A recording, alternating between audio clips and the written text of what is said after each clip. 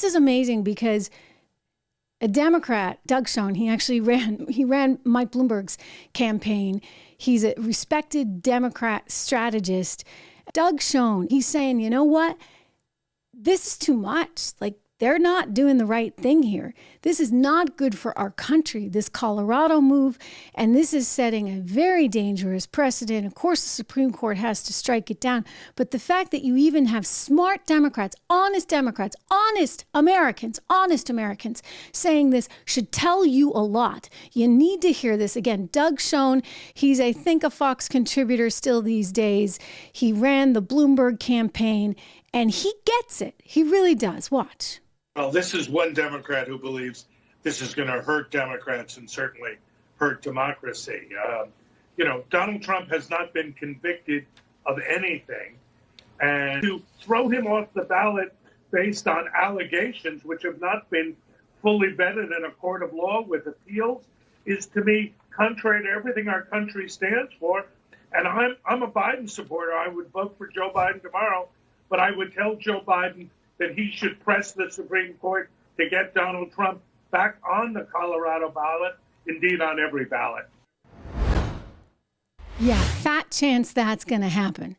Fat chance that's going to happen. We already heard from Biden calling Trump an insurrectionist. You know why? Because they know that they cannot win any other way. So think about the fact, as Doug's pointing out, I mean, they haven't even charged him with insurrection. Jack Smith's got a case, and he's using this little loophole in the law that was actually created as part of Sarbanes-Oxley. It was designed to go after white-collar crime, and it's all about whether or not somebody is preventing a particular procedure from happening. That's what they're charging him on, not on insurrection. So how does the Colorado court suddenly come up with insurrection when the federal court is not even charging him with it? They looked at it, they made the decision that they couldn't do it.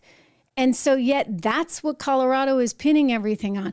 Meanwhile, the Supreme Court may in fact also decide that even this little weird law that they're using that was designed for white collar crime, it's not a law that you can use to put 300 people behind bars that are the so-called insurrectionists or whatever you want to call them from J6, along with Donald Trump.